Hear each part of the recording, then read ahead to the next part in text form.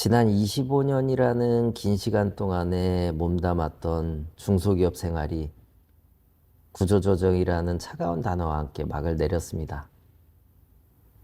사실 제가 앉아 있었던 자리는 대단한 실력보다는 켜켜이 쌓인 나이 덕분에 닿을 수 있었던 임원직이었습니다.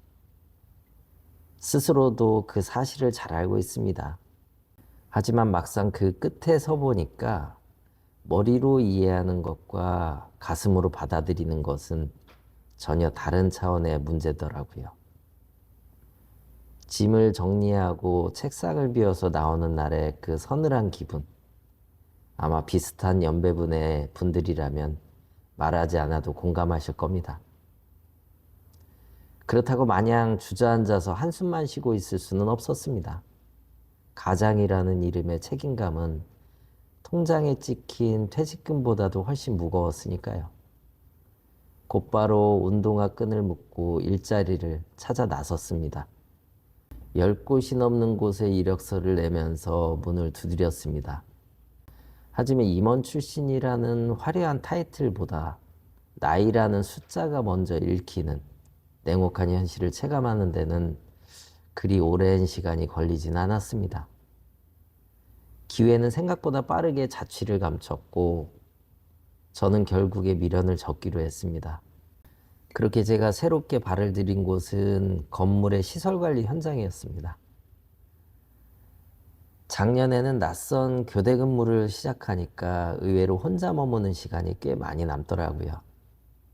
그런데 참 묘한 일입니다. 몸이 적응하고 정적이 찾아오면은 꾹꾹 눌러왔던 미련이 슬그머니 고개를 들곤 하더군요. 내가 정말 여기서 이 일을 하는 게 맞는 걸까? 이런 공허한 질문이 마음을 헤집어 놓는 겁니다.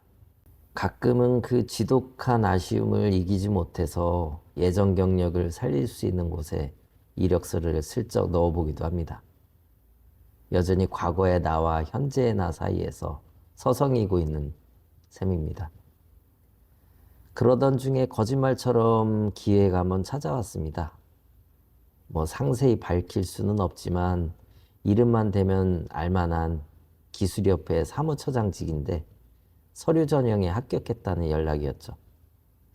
면접 일정까지 잡히고 나니까 가라앉았던 마음이 다시 들뜨기 시작했습니다. 하지만 면접장으로 향하려던 찰나에 문득 현실적인 질문 하나가 제 발목을 잡았습니다. 집에서 먼 거리까지 출퇴근하면서 고군분투를 한들 과연 이 자리가 내 정년까지를 온전히 보장해 줄 수 있을까? 제 인생의 최종 목표는 70세까지는 당당하게 경제활동을 이어가는 것입니다. 시은이 넘은 나이에 시설관리라는 낯선 세계를 밑바닥부터 배우기 시작한 지금 당장 급여 몇백만 원을 더 받는 것이 인생 전체 그림을 보았을 때 과연 득이 될지 고민이 깊어졌습니다. 오히려 지금의 일을 하루라도 빨리 몸에 익히고 숙련도를 높인다면 앞으로 남은 10년, 20년이 훨씬 더 여유롭고 안정적으로 보낼 수 있을 거라는 확신이 들더라고요. 어제는 제 사정을 잘 알고 있는 선배분으로부터 연락이 왔습니다. 그 선배가 있는 코스닥 상장 중견기업의 국내 법인 팀장 자리가 비어 있다고 하더라고요. 100% 장담은 못하겠지만 이력서 한번 줘봐라 이렇게 말씀하시더라고요. 솔직히 마음이 흔들리지 않았다면 거짓말일 겁니다. 그간 쌓아온 역량이 있으니까 분명히 해낼 자신도 있다는 자신감도 분명히 있었습니다. 하지만 길게 고민할 것도 없이 정중하게 거절해 말씀을 드렸습니다. 선배님 너무 감사한데 제가 지금 몇백 더 벌기 위해서 앞으로 5년 불안 속에서 버티느니 차라리 지금 시작한 일에 열중하고 싶습니다. 저는 여기서 20년 이상 길게 승부를 볼 생각이거든요.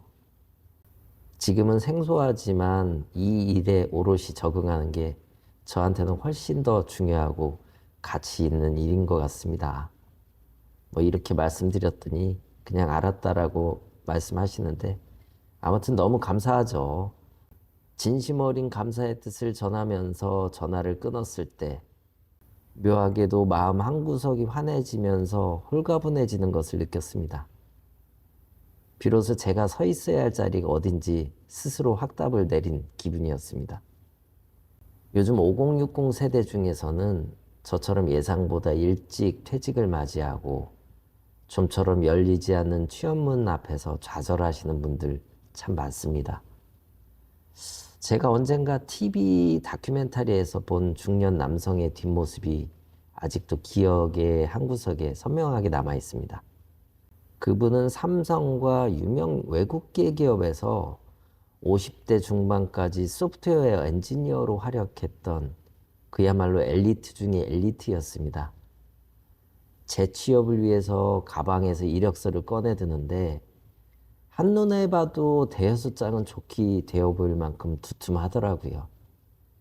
그 종이 한 장 한 장을 빼곡히 채운 경력 기술 내용들이 그분이 치열하게 살아온 세월의 긍지이자 떼어낼 수 없는 삶의 훈장이었다라는 걸 느꼈습니다.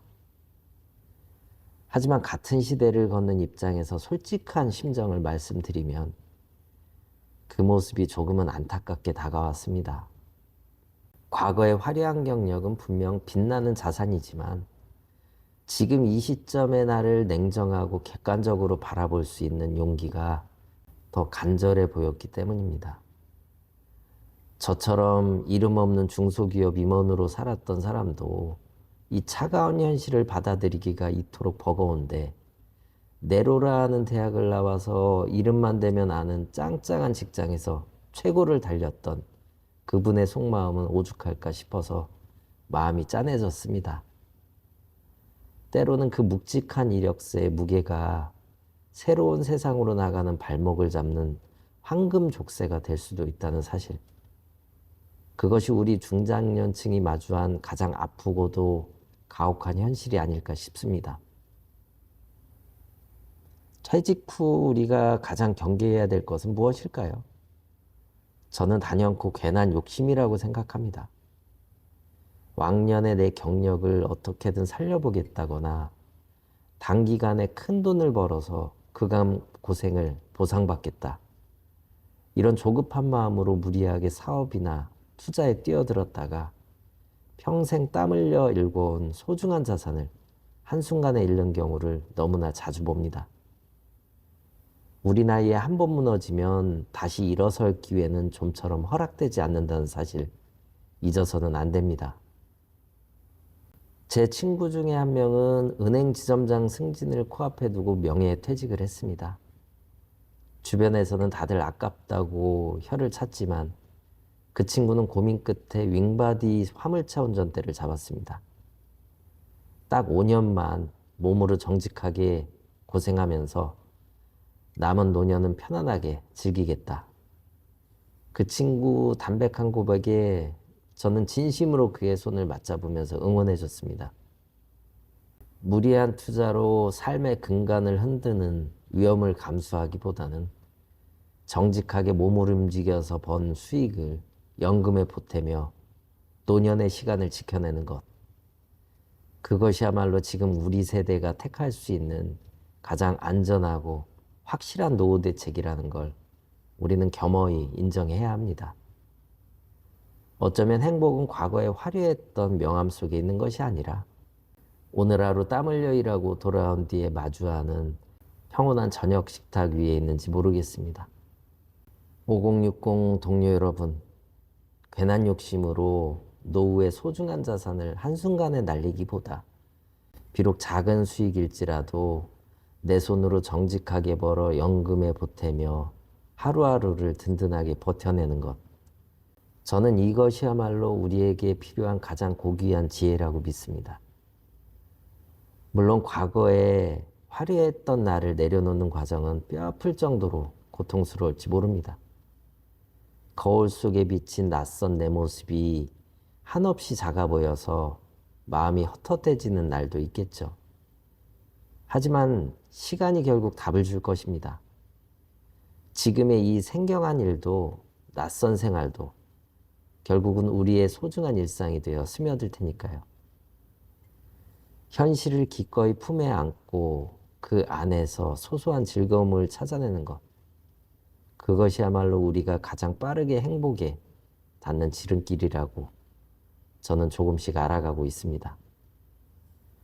현실을 기꺼이 품에 안고 그 안에서 소중한 즐거움을 찾아가는 것. 그것이야말로 우리가 가장 빠르게 행복에 닿는 지름길이라는 걸 저는 조금씩 알아가고 있습니다. 지금까지 아제이슨이었습니다. 고맙습니다.